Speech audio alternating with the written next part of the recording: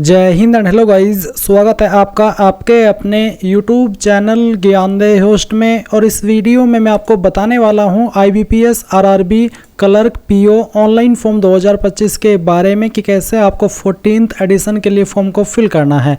इस वीडियो के अंदर आपको सभी प्रॉब्लम के हल सहित कंप्लीट प्रोसेस बताया जाएगा। अगर आप PO पर अप्लाई करना चाहते तो वो भी आप अप्लाई कर सकते हैं, और अगर आप क्लर्क की पोस्ट पर अप्लाई करना चाहते तो आप वो भी कर सकते हैं।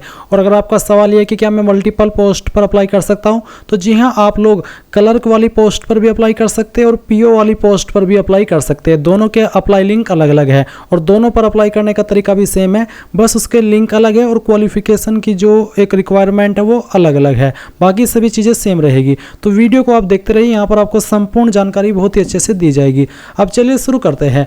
अगर आपने अभी तक वीडियो को लाइक शेयर नहीं किया हो तो कर देना और चैनल को सब्सक्राइब करके बेल आइकन ऑन कर लेना। इसके बाद में जो लिंक वीडियो के डिस्क्रिप्शन में दिया है आप ओपन करेंगे, आपको जानने को मिलेगा कि ये भर्ती 13,217 पोस्ट पर निकाली गई है और इसके फॉर्म आप लोग 21 सितंबर 2025 तक भर पाएंगे। इसमें गाइज आप देख सकते हैं कि ऑफिस असिस्टेंट के लिए 7,992 वैकेंसी है, 972 वैकेंसी है, और ऑफिसर स्केल फर्स्ट पर 3,907 है। बाकी किस पोस्ट के लिए कितनी है वो भी आप यहाँ पर चेक कर सकते हैं। अब आपको जानने को मिलेगा कि कौन सी पोस्ट पर अप्लाई करने के लिए क्या क्वालिफिकेशन मांगी है। तो बहुत ही अच्छे से आपको यहाँ पर सभी इन्फॉर्मेशन दी गई है सरल वे में। तो थोड़ा सा समय लगा करके आपको क्वालिफिकेशन चेक कर लेनी है, और अगर आपको कोई जानकारी समझ में ना आए तो आप कमेंट के माध्यम से पूछ लीजिएगा। अब ये सब इन्फॉर्मेशन जब आप चेक करेंगे तो आपको एज लिमिट भी देखने को मिलेगी, फिर आपकी फीस भी जानने को मिलेगी, आपका सिलेक्शन प्रोसेस क्या रहेगा, एग्जाम पैटर्न कैसा रहेगा, सिलेबस क्या है, ये सब इन्फॉर्मेशन यहाँ पर मिल जाएगी। साथ ही जो हैंड रिटन डिक्लेरेशन आप फॉर्म में आगे चल करके अपलोड करेंगे उसमें आपको क्या लिखना होगा उसकी लाइन भी आपको यहाँ पर दी गई है। अब ये सब इन्फॉर्मेशन चेक करने के बाद में आप इंपॉर्टेंट लिंक के सेक्शन में आएंगे, और अगर आपको क्लर्क की पोस्ट पर अप्लाई करना है तो आप ऑफिस असिस्टेंट मल्टीपर्पज़ ये वाला लिंक ओपन करेंगे और आपके सामने कुछ ऐसा इंटरफेस आएगा। और अगर आपको PO की पोस्ट पर अप्लाई करना है तो आप स्केल 1, 2, 3 ये वाला लिंक ओपन करेंगे। जैसे कि मैंने वीडियो के शुरू में भी कहा था और अब फिर से आपको याद दिला दूं कि आप PO पर भी अप्लाई कर सकते हैं और क्लर्क पर भी अप्लाई कर सकते हैं। दोनों पर अप्लाई करने का तरीका सेम है बट लिंक आपके अलग अलग है। तो आपको जिस भी पोस्ट पर अप्लाई करना है वही लिंक आप ओपन कर लेंगे, और फिर इसको ओपन करने के बाद में आप यहाँ पर click here for new registration इसके ऊपर क्लिक करेंगे। इसके ऊपर क्लिक करने के बाद इस तरह से आपके सामने इंटरफेस आएगा।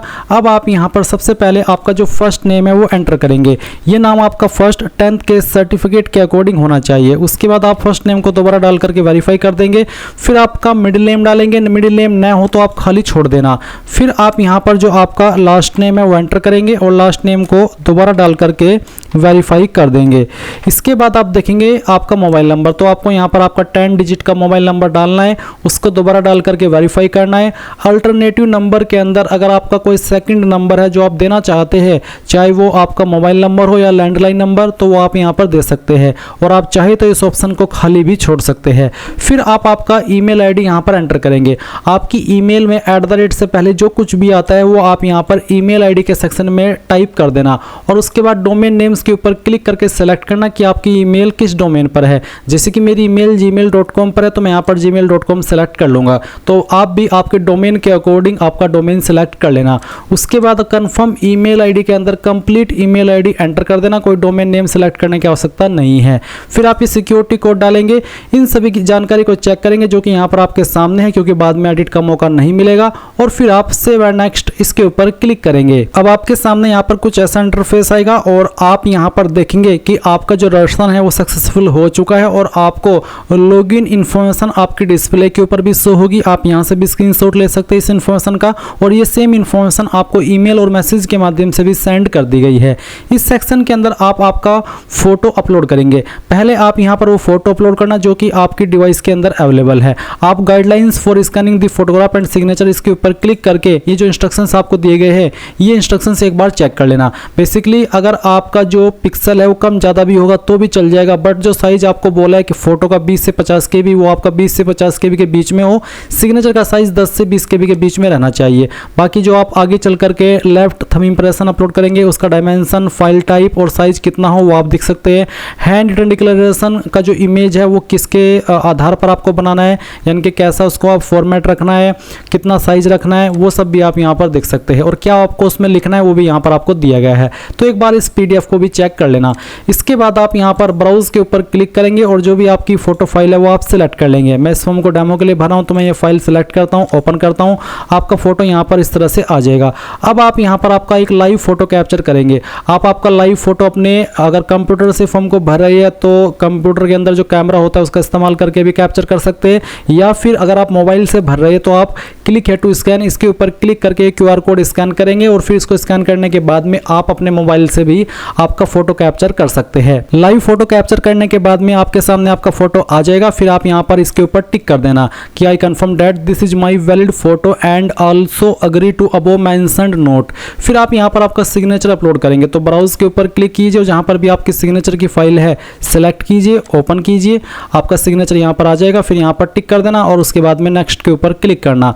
अब आती है आपके सामने बेसिक डिटेल। तो सबसे पहले आप यहाँ पर आपकी पोस्ट सेलेक्ट कर लीजिए, आप कौन सी पोस्ट पर अप्लाई करना चाहते हैं।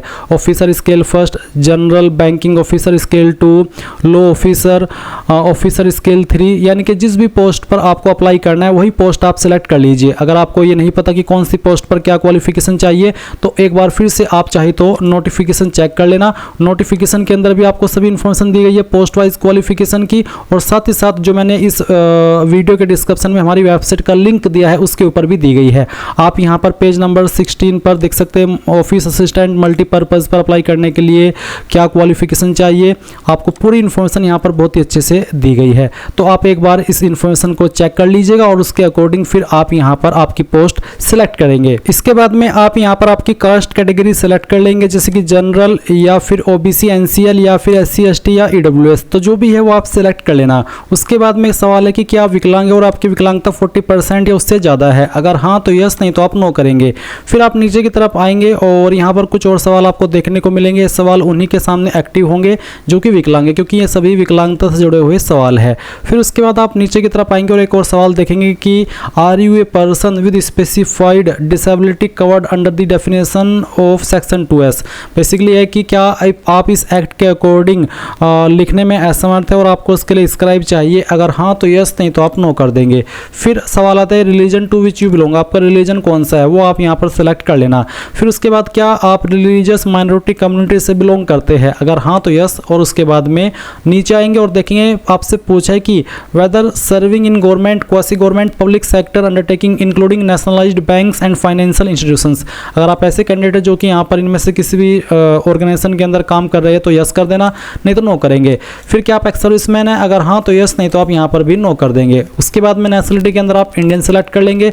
फिर आपसे पूछे have you appeared for the CWE CRP RRB अर्लर, क्या आपने पहले भी ही इस वाली वैकेंसी के अंदर अप्लाई किया है जो कि एवरी ईयर आपकी निकलती है, अगर किया है तो यस कर देना। और यस करने के बाद में बताना है कि आपने कितने अटैम्प्ट दिए हैं और आपका जो इसके पहले का अटैम्प्ट था यानी कि लास्ट अटैम्प्ट आपका कौन सा था वो आप सिलेक्ट कर लेंगे। बट अगर आप फ्रेशर है, पहली बार ये फॉर्म भर रहे हैं तो आप इसमें नो कर देना। फिर आपसे पूछा state UT for which you want to apply for, कौन सी स्टेट के लिए आप अप्लाई कर रहे हैं वो स्टेट आपको सिलेक्ट कर लेनी है। उसके बाद में यहाँ पर आपको regional rural bank of the state वो आपको देखने को मिल जाएगा। और उसके बाद centre for preliminary exam preference first, तो जो आपका प्रीलिम एग्जाम होगा उसकी जो सेंटर की प्रेफरेंस है वो आप पहली चॉइस किसको देना चाहते हैं वो आप सिलेक्ट कर लीजिए। सेकंड चॉइस किसको देनी है वो आप सिलेक्ट कर लेंगे। थर्ड फिर उसके बाद है मेन एग्जाम की प्रेफरेंस, तो आपको मेन एग्जाम की पहली प्रेफरेंस किस सिटी को देनी है वो आप सिलेक्ट कर लीजिए और सेकंड प्रेफरेंस किसको देनी है वो भी आप सिलेक्ट कर लीजिए। फिर पूछा kindly indicate medium of paper, किस लैंग्वेज में आप पेपर देना चाहेंगे वो लैंग्वेज आप सिलेक्ट कर लीजिए। English and Hindi, English and Urdu, आपकी स्टेट के ऊपर जो लैंग्वेज एप्लीकेबल होती है उन्हीं के ऑप्शन आपको देखने को मिलेंगे, आप आपकी चॉइस के अकॉर्डिंग सेलेक्ट कर लेना। फिर आप I intend to bring the following IDs के ऊपर टिक करना और फिर यहाँ पर इनमें से कोई एक आईडी आप सिलेक्ट कर लेना। जो भी आईडी आप सिलेक्ट करते हैं फिर उसका नंबर आपको आईडी प्रूफ नंबर के अंदर डाल देना है। इसके बाद जो आपकी डेट ऑफ बर्थ है वो आप सिलेक्ट कर लेंगे, पहले डे फिर मंथ और जो आपका ईयर है वो आप सिलेक्ट कर लीजिएगा। फिर आपको आपका जेंडर बताना है, जेंडर बताने के बाद में आप आपका मैरिटल स्टेटस बताएंगे जो भी है, उसके बाद में यहाँ पर आपका आधार कार्ड का नंबर डालेंगे, फिर कंसेंट टू आधार वेरिफिकेशन इसमें आप यस कर देंगे, पैन कार्ड का नंबर डाल देंगे, फिर पूछेगी कि आप जुड़वा भाई बहन है, अगर हाँ तो यस, नहीं तो आप नो करेंगे। फिर यहाँ पर गाइज आप नीचे की तरफ देखेंगे फादर नेम और फिर आपका मदर नेम, तो आप दोनों चीज़ें यहाँ पर डाल दीजिएगा। एड्रेस फॉर कॉरेस्पॉन्डेंस यानी कि प्रेजेंट एड्रेस, तो जो भी प्रेजेंट एड्रेस है वो आप लाइन 1, 2, 3 के अंदर थोड़ा थोड़ा पार्ट आपके एड्रेस का डाल देंगे। और एड्रेस डालते समय कोई स्लैश, कोई कोमा या स्पेशल कैरेक्टर लगाने की आपको आवश्यकता नहीं है, नहीं तो एरर आता रहेगा। उसके बाद आप आपकी स्टेट सेलेक्ट करेंगे, फिर आपकी जो भी डिस्ट्रिक्ट है वो डिस्ट्रिक्ट आप सेलेक्ट कर लेंगे, एंड देन जो आपका पिन कोड है वो भी आपको यहाँ पर डाल देना है। इसके बाद आता है permanent address, same as correspondence address. तो अगर आपका प्रेजेंट और परमानेंट एड्रेस सेम है तो आप यहाँ पर इस बॉक्स को टिक कर देना। उसके बाद आप यहाँ पर नीचे की तरफ देखेंगे choose the address for GST invoicing, किस एड्रेस के ऊपर आप अपनी एप्लीकेशन फीस की स्लिप भेजना चाहते हैं वो आप सेलेक्ट कर लीजिए। उसके बाद आप यहाँ पर नीचे सेव एंड नेक्स्ट के ऊपर क्लिक करेंगे। अब आपके सामने क्वालिफिकेशन, एक्सपीरियंस और लैंग्वेजेस का सेक्शन आ चुका है। आपकी क्वालिफिकेशन 21 सितंबर 2025 तक कंप्लीट हो जानी चाहिए। तो सबसे पहले आप यहाँ पर 10वीं की इन्फॉर्मेशन भरेंगे, 10वीं आपने किस बोर्ड के द्वारा की है उस बोर्ड का नाम आपको यहाँ पर लिखना होगा। उसके बाद में कब आपने आपकी 10वीं पास कर ली थी वो साल आप यहाँ पर सेलेक्ट कर लेंगे, पहले आपका मंथ और फिर आपका जो ईयर है वो, और उसके बाद में आप आपकी यहाँ पर डेट भी सेलेक्ट कर लेंगे। उसके बाद परसेंटेज कितनी थी वो आप यहाँ पर डाल देंगे। अगर आपके नंबर CGPA के अंदर है तो आप उनको परसेंटेज में कन्वर्ट करके फिल करेंगे। क्लास आपकी क्या है वो आप सेलेक्ट कर लीजिएगा। फिर यहाँ पर आती है ग्रेजुएशन या उसके बराबर की योग्यता, तो name of the board, university या इंस्टीट्यूट, तो जहाँ से भी आपने की है आपकी ग्रेजुएशन उसका नाम आपको यहाँ पर एंटर करना है, पूरा नाम आप यहाँ पर डाल देना। फिर आपके पास इनमें से कौन सी डिग्री, अगर इनमें है तो आप यहाँ से सेलेक्ट कर ले, इनमें नहीं है तो अदर्स के ऊपर क्लिक करके खुद से अपनी क्वालिफिकेशन का नाम एंटर कर दे। अगर इन्हीं में है तो आप यहीं से सेलेक्ट कर लेना। उसके बाद में बताना कि कौन से स्पेशलाइजेशन के अंदर है, अगर आपका स्पेशलाइजेशन यहाँ पर आ रहा है तो अच्छी बात है, नहीं तो अदर्स के ऊपर क्लिक करके खुद से उसको फिल कर देना। फिर आप यहाँ पर डेट ऑफ पासिंग बताएंगे, आपकी परसेंटेज और मार्क्स, और फिर आपकी क्लास ग्रेड क्या है वो भी आप दे देंगे। सेम वे में अगर आपके पास PG डिग्री है तो आप PG डिग्री की जानकारी भर देंगे, कोई प्रोफेशनल क्वालिफिकेशन है तो उसकी जानकारी भी आप भर सकते हैं। फिर एक सवाल है कि whether local language of the state selected was studied in standard 8 or any level above standard 8 in government recognized board of education school or having any certificate to the effect for standard 8 or any level above standard 8। Basically उन्होंने इतनी भसड़ी इसमें line में फैलाई है, but इसका simple सा मतलब मैं आपको बता दूं कि आपकी स्टेट की जो भी लोकल लैंग्वेज है, क्या वो आपने 8वीं कक्षा के अंदर या फिर किसी हायर क्वालिफिकेशन जैसे कि 10वीं 12वीं या कोई अन्य हायर क्वालिफिकेशन उसमें पढ़ी है वन ऑफ सब्जेक्ट के रूप में। अगर आपने वो नहीं पढ़ी है, ना 8वीं में, ना 10वीं में, ना 11वीं में, ना 12वीं में, ना किसी हायर क्वालिफिकेशन में, और आपने कोई ऐसा एग्ज़ाम पास किया है जो कि आपकी उस लोकल लैंग्वेज से जुड़ा हुआ है, तो भी आप यहाँ पर इसमें यस कर सकते हैं। तो अगर आपने 10वीं 12वीं या 8वीं या फिर किसी भी क्लास में 10वीं को आपकी लोकल लैंग्वेज को पढ़ा है, और वो लोकल लैंग्वेज कौन सी होनी चाहिए, जिनके ऑप्शन आपको यहाँ पर नीचे दिए हैं, तो मैंने हिंदी को पढ़ा है, मैं हिंदी सेलेक्ट कर लेता हूँ। फिर सवाल पूछेगी कि आपको कंप्यूटर की नॉलेज है, अगर हाँ तो यस, और उसके बाद में आप बताइए कि आपको किस तरह से नॉलेज है, सर्टिफिकेट है कंप्यूटर में, या फिर डिप्लोमा है, या फिर डिग्री, या फिर आपने 10वीं के अंदर एज ए सब्जेक्ट पढ़ा है, या फिर IT एज ए सब्जेक्ट, तो जो भी है वो आप यहाँ पर सिलेक्ट कर लेना। उसके बाद वर्क एक्सपीरियंस, तो अगर आपके पास कोई एक्सपीरियंस है या फिर आप ऐसी पोस्ट पर अप्लाई कर रहे हैं जिस पर एक्सपीरियंस कंपल्सरी रूप में मांगा है, तो आप यहाँ पर प्रेजेंटली वर्किंग में बताएंगे कि आप अभी प्रेजेंटली काम कर रहे हैं, अगर हाँ तो यस, नहीं तो आप नो करेंगे। उसके बाद नेम ऑफ द एम्प्लॉयर के अंदर उस कंपनी का नाम देंगे या उस बैंक का नाम जहाँ पर आपने काम किया है, डेजिग्नेशन के अंदर उस पोस्ट का नाम जिस पोस्ट पर रह करके आपने काम किया है, और फ्रॉम के नीचे जो डेट मंथ ईयर है यहाँ पर वो डेट डालेंगे जब आपने जॉब ज्वाइन की थी, और टू के नीचे आप वो डेट डालेंगे जब तक आपने जॉब की थी। नेचर ऑफ ड्यूटीज, किस तरह का आप काम करते थे उसके बारे में थोड़ा शॉर्ट में यहाँ पर बता देंगे। फिर रीजन ऑफ लिविंग, क्यों आपने जॉब छोड़ी, इसका कोई छोटा मोटा रीजन यहाँ पर दे देना। उसके बाद आप यहाँ पर इस इन्फॉर्मेशन को ऐड कर देंगे। अब आपसे एक और सवाल पूछा है, एक क्या दो सवाल है कि क्या आप प्री एग्जाम ट्रेनिंग लेना चाहेंगे जो कि SC ST OBC और माइनॉरिटी कम्युनिटी को मिलती है, अगर हाँ तो यस कर देना। उसके बाद क्या आपके ऊपर कोई केस दर्ज है, कि आप किसी केस में दोषी ठहराए गए हो, कोई केस पेंडिंग है, अगर हाँ तो यस, नहीं तो आप नो कर देना। अब आती है लैंग्वेज नोन, तो लैंग्वेज में यहाँ पर मैं हिंदी सेलेक्ट कर लेता हूँ, हिंदी मुझे रीड करनी आती है, राइट करनी आती है और बोलनी आती है। उसके बाद जो आपको सेकंड लैंग्वेज आती है वो भी आप बता देना कि मुझे पढ़नी आती है, लिखनी आती है और बोलनी आती है। अगर बोलनी आती है तो ही टिक करना, बोलनी नहीं आती तो आप इसको इस तरह से ऑफ भी कर सकते हैं। फिर कोई अन्य तीसरी लैंग्वेज अगर आपको आती है तो आप अदर्स सेलेक्ट करके उस तीसरी लैंग्वेज के बारे में यहाँ पर लिख देना, चाहे वो कोई सी भी तीसरी लैंग्वेज हो, आपकी लोकल लैंग्वेज, और उसका जो स्टेटस है वो भी आप बता देना। उसके बाद आप यहाँ पर नीचे सेव एंड नेक्स्ट के ऊपर क्लिक करेंगे। अब आपके सामने आपके फॉर्म का प्रीव्यू आ चुका है। जो भी जानकारी जानकारी आपने शुरू से लेकर अभी तक भरी है वो आपके सामने है, सभी इन्फॉर्मेशन चेक कर लेना और जब आपको लगे कि सभी जानकारी सही है तो आप आई एग्री इसके ऊपर क्लिक करेंगे। I confirm that my name as filled by me in the application form exactly matches with the name in my ID proof. इनके जो नाम मैंने फॉर्म के अंदर भरा है वही नाम मेरा ID के अंदर है, तो आप सेकंड वाले के ऊपर टिक कर देना। अगर आपका नाम ID के अंदर अलग है और आपका फॉर्म के अंदर जो आपने नाम भरा है वो अलग है तो आप इसको अनटिक करके तीसरी वाली लाइन सेलेक्ट कर लेना, बट अगर आपका सेम है तो आप सेकंड वाली लाइन सेलेक्ट करना। उसके बाद में आप देखेंगे I understand that as per the notification a candidate can apply for only one post in officer cadre, जैसे कि ऑफिसर स्केल 1, स्केल 2 और स्केल 3, तो आप इसके ऊपर भी टिक कर देना। अब आप कंप्लीट रसम इसके ऊपर क्लिक करेंगे और यहाँ से ओके कर देंगे। एक बार फिर से ओके करेंगे।